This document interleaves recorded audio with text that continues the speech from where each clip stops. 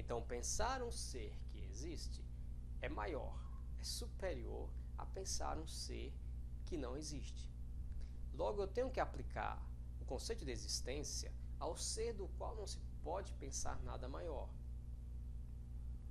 Porque existir é maior do que não existir. Então, novamente, é necessário. Aí vem os encaixes, né? Ele vai encaixando.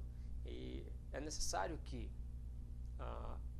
eu pense que o ser do qual não se pode pensar nada maior exista. Caso contrário, se ele não existir, ele não pode ser maior do que não existir. Então, para que ele seja maior do que não existir, ele tem que existir. Então, é uma proposição da razão. Foi montado, né? E essa frase é cognoscível. É uma oração, uma proposição inteligível. Então, se eu entendo isso,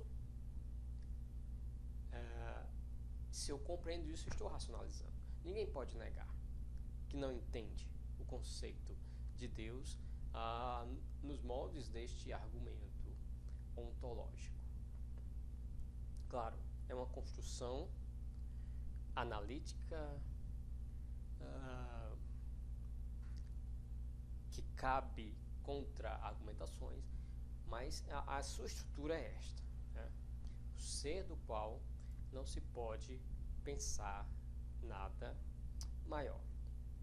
Ele vai dizer ainda que o ser do qual não é possível pensar nada maior não pode existir somente na inteligência, né? Aquilo que nós falamos.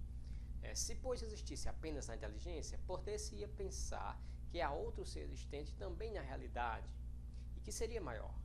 Se, portanto, o ser do qual não é possível pensar nada maior existisse somente na inteligência, este mesmo ser do qual não se pode pensar nada maior tornar-se-ia o ser do qual é possível, ao contrário, pensar algo maior, o que certamente é absurdo.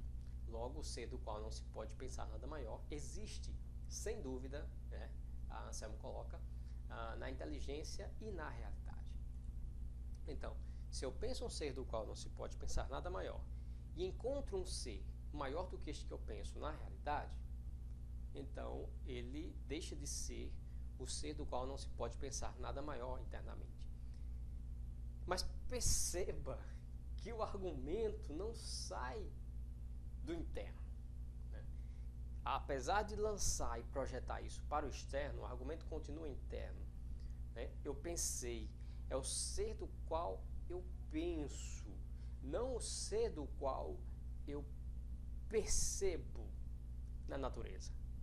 Então eu sei que aquilo que eu penso não pode existir nada maior fora, na realidade, certo?